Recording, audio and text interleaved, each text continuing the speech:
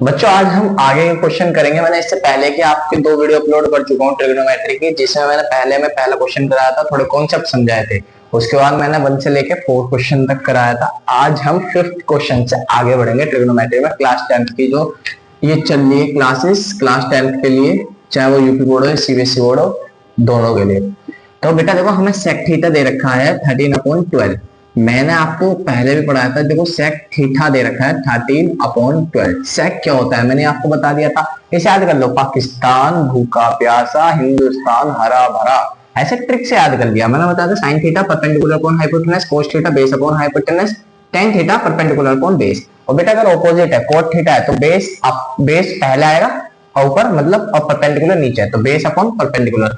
सेक theta hypotenuse upon base, ऐसे cosec theta hypotenuse upon perpendicular. तो sec theta क्या है?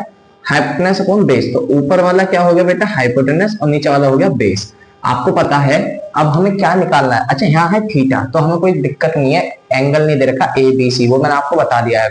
तो देखो यहाँ थीटा है, तो सीधी सी बात है, हाइपोटेनस पता है, बेस पता है, तो परपेंडिकुलर निकालना है। यानी परपेंडिकुलर का स्क्वायर होता है हाइपोटेनस का स्क्वायर माइनस बेस का स्क्वायर। बेटा जब मैं परपेंडिकुलर का स्क्वायर निकालूंगा, यानी 13 का स्क्वायर माइनस 12 का स्क्वायर, तो आप ये चीज देखो, ये आ जाएगा 169 माइनस 144। ठीक है बेटा। आज जब मैं इसमें से माइनस करूंगा तो कितना बचा मेरे पास? बच गया 25, which is equal to P, आ गया मेरा 5। ये चीज समझ आई? ये सिर्फ नॉर्मल कैलकुलेशन है, इसमें कोई दिक्कत नहीं है। तो मेरा परपेंडिकुलर भी पता लग गया। अब हमसे कह रहा है calculate all other trigonometric ratios. All other क्या मतलब होता है? हमें पास होता है एक साइन थीटा। तो बेटा साइन क्या होता है? Perpendicular upon hypotenuse. तो पहले परपेंडिकुलर फिर हाइपोटेनस, यानी 5/13। पहला आ गया रेशियो, दूसरा सुनो कोस थीटा। बेटा कोस थीटा क्या होता है? Base upon hypotenuse. बेस क्या है भैया हमारा? बेस है 12 और हाइपोटेनस क्या है? 13। तो क्या बोला? 12/13। बेटा अब मैं आपको एक कोसेक बता देता हूं। कोसेक थीटा क्या होगा? वो होता है हाइपोटेनस अपॉन परपेंडिकुलर। तो हाइपोटेनस अपॉन परपेंडिकुलर, तो यानी हाइपोटेनस अपॉन परपेंडिकुलर। ठीक है, ये ऑपोजिट होता है साइन थीटा का, ठीक है ना। और cos थीटा ऑपोजिट होता है सेक थीटा का। अब आप मुझे जो बाकी के बचे टेन थीटा कोट थीटा निकाल के देखो। बच्चों ये नेक्स्ट क्वेश्चन है, क्वेश्चन नंबर 6, और one of the most important question for CBSE UP, किसी भी बोर्ड में आपको सबसे ज्यादा इंपॉर्टेंट, सबसे ज्यादा बार पूछे जाने वाला क्वेश्चन। क्वेश्चन क्या है? If angle A and angle B are acute angle. आपको पता है एक्यूट एंगल कौन सा होता है? जो लेस देन 90 डिग्री होता है। एक्यूट एंगल कौन सा होता है? जो 90 डिग्री से छोटा होता है, वो एक्यूट एंगल होता है। तो बताना है, उन्होंने कहा है कि कोस ए बराबर कोस बी है, तो कहना शो करो कि एंगल ए बराबर एंगल बी होगा। अब हम कैसे इसे शो करेंगे? मैं आपको बता रहा हूं, लिखना तो आप लोग वैसे भी जानते हो, टू फाइंड बोर्ड में कैसे लिखोगे। आप कॉन्सेप्ट समझो, लिख आप खुद भी सकते हो, कॉन्सेप्ट समझो क्या है। मैंने कहा एक ट्राइंगल मान लेते हैं, एक एज्यूम कर लेते हैं ट्राइंगल, ठीक है बेटा। अब उसने कहा है ए और बी मेरे क्या है? एक्यूट एंगल है। तो ये मैं समझ गया कि ए और बी जो मेरे एक्यूट एंगल बनेंगे, तो यहाँ पे मेरा क्या रहेगा बताओ? सी रहेगा। इसका मतलब क्योंकि ए और बी फिर मेरे यहीं पे होने चाहिए, हाँ या ना? क्योंकि एक्यूट या तो यही होगा या यही होगा, क्योंकि तो 90 हो जाएगा। और ए बी को तो एक्यूट प्रूफ करना है मुझे, हाँ या नहीं? देखो ए बी एक्यूट है, तो ए को चाहे यहाँ रख लो या वहां रख लो, आपकी डिपेंड करता है। तो मैंने ए बी ऐसे मान लिया, कोई डाउट? अब हम बात करेंगे पहले कोस ए की। क्या बात करेंगे? कोस ए की। कोस क्या होता है आपको भी मैंने बताया था,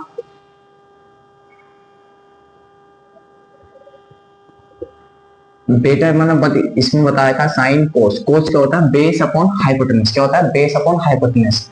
ए कह रहा ए, जब ये एंगल है तो ये बेस है और ये परपेंडिकुलर है। क्या बोला? ये एंगल है तो ये बेस है और ये परपेंडिकुलर है। कोस क्या होता है? Base upon hypotenuse. भैया बेस, और कोस ए बात कर रहा हूं मैं ए की, तो बेस क्या हो जाएगा? ए सी अपॉन हाइपोटेनस क्या हो जाएगा भैया? हाइपोटेनस हो जाएगा ए बी। इतना समझ आ गया? क्या हो जाएगा? ए बी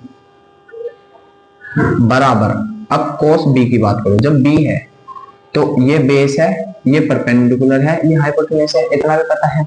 तो कोस बी भी वही होगा, बेस अपॉन हाइपोटेनस। तो बेस बोले तो बीसी अपॉन हाइपोटेनस क्या? A B. अच्छा आपने यहाँ चीज एक नोटिस की, जब ये दोनों इक्वल आ गए तो इससे एलिमिनेट हो जाएगा, कट जाएगा। क्या बचा? ए सी इक्वल टू बी सी। जब आपको ये पता AC बराबर BC आ गया, कहने का मतलब ये देखो AC यानी ये साइड मेरी किसके बराबर आ गई, BC के। आपको पता है ये तो 90 होगा ही होगा, इसमें तो कोई डाउट ही नहीं है। और आपने आइसोसेलेस ट्रायंगल पढ़ा है, उसकी एक प्रॉपर्टी पढ़ी होगी आइसोसेलेस ट्रायंगल जब हम पढ़ते हैं कि अगर ये दो साइडें बराबर हैं तो इनके जो आमने सामने का एंगल होगा, ये वाला एंगल और ये वाला एंगल, ये दोनों भी इक्वल होगा, हाँ या ना। ये आपने पढ़ा है, प्रॉपर्टी पढ़ी है आइसोसेलेस, 9th में भी हम पढ़ चुके हैं आराम से। आइसोसेलेस ट्रायंगल का मतलब है जिसके दो साइड बराबर तो दोनों एंगल बराबर। पर एंगल कौन से बराबर होंगे, तो दो साइड होंगी ना उनके ऑपोजिट आमने सामने वाला। तो देखो इसके सामने कौन सा है, ये वाला, तो ये वाला एंगल जो होगा वही सेम एंगल ये वाला होगा। ठीक है बेटा, आ गया समझ। आपको पता पूरा ट्रायंगल, तो आप ये प्रूफ तो हो ही गया, पहली बात तो प्रूफ हो गया कि भैया आइसोसेलेस से, किससे, आइसोसेलेस राइट ट्रायंगल है, इससे प्रूफ हो गया कि हमारा एंगल ए बराबर एंगल बी होगा। पर अगर आपसे कहे कि एंगल ए और एंगल बी है क्या, तो वो भी आप इजीली निकाल सकते हो। वैसे तो कैसे निकाल सकते हैं भैया हम, हमें ये तो बताओ। देखो हमें ये पता है 180 डिग्री का पूरा एक ट्रायंगल का सम होता है, ये 90 है, तो ये दोनों कितने होने चाहिए, ये भी 90-90 होने चाहिए। ये 90-90 कैसे हो सकता है, वैसे तो एक 60 एक 30 भी हो सकता है, पर keep it in your mind, acute बोल रहा है, और एक्यूट कब होगा, जब 90 से छोटा होगा। तो देखो 60-30 भी हो सकता है, 45-45 भी हो सकता है, कैसे भी हो सकता है, तो एक डिपेंड करता है, वेरी करता है। ये चीज प्रूफ हो गई है, हेंस प्रूफ। तो बच्चों देखो ये नेक्स्ट क्वेश्चन है, क्वेश्चन नंबर 7। इस क्वेश्चन को करने के दो तरीके हैं, आप या तो इजीली इसका पहले डायग्राम बना लो, उसके बाद वो निकाल लो परपेंडिकुलर बेस है, तीनों चीज निकल जाएगी, उसके बाद यहाँ पर 1 बाय 1 आप पुट कर सकते हो, आप निकाल सकते हो। बट मैं आपको एक अच्छे तरीके से बताता हूँ, ये वैसे मेथड जो यूज करूंगा मैं वो 8.2 में मैं पूरी डिटेल बताऊंगा, पर फिलहाल आप समझो कि मैं क्या कहना चाहता हूँ। देखो आपने सुना भी होगा कि sine square theta plus cos square theta equal to बेटा 1 होता है, ये एक आइडेंटिटी है। ठीक है, ये हमारी ट्रिग्नोमेट्रिक आइडेंटिटी है कि sine square theta plus cos square theta equal to होगा भैया 1। अगर मैं सोचो यहां से कोस स्क्वायर को रोकूं, मैंने कहा भैया आप कहीं मत जाओ, अब 1 का 1 है, आप साइन को उधर भेज दो, तो क्या मैं कोस स्क्वायर थीटा की जगह लिख सकता हूँ 1 माइनस साइन स्क्वायर थीटा, हाँ या नहीं बेटा। और अगर मैं साइन स्क्वायर को रोक लूं तो क्या मैं बोल सकता हूँ कि sine square theta 1 minus cos square theta होगा। तो मैं ये समझ गया भैया कि मैं कोस स्क्वायर थीटा की जगह तो 1 माइनस साइन स्क्वायर थीटा भी लिख सकता हूँ, 1 माइनस साइन स्क्वायर थीटा की जगह ये भी लिख सकता हूँ। बच्चों समझ आ रहा है ना। मेन तुम्हें आपको ये याद रखना है क्योंकि ये तो इससे ओरिजिनेट हुए हैं दोनों। ठीक है, इतना समझ आ गया। अब सुनो, ये क्वेश्चन है पहला, मैं आपको पहला कराता हूँ, दूसरा आप इजी वे में कर सकते हो।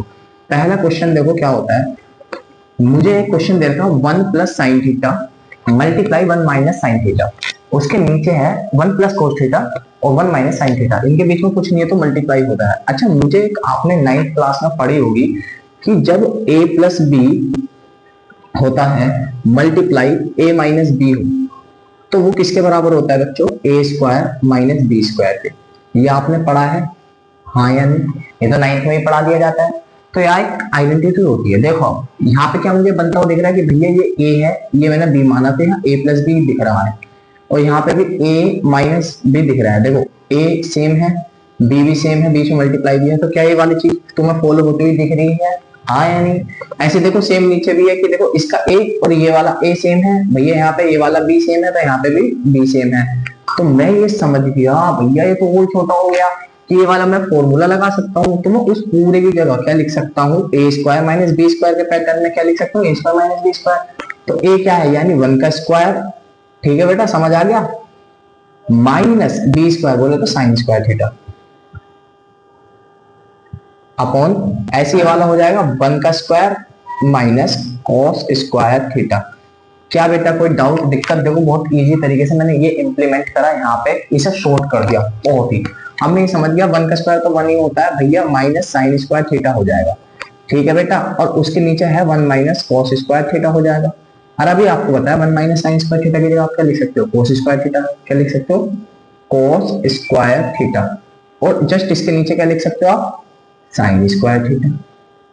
एक आइडेंटिटी और याद करो बेटा, बस याद रखना अभी फिलहाल के लिए आप समझने के लिए, क्योंकि जब आप 8.2 करोगे और इजी समझ आ जाएगा। Cos theta upon sine theta बेटे बराबर होता है मेरे कोट थीटा है, किसके, कोट थीटा के।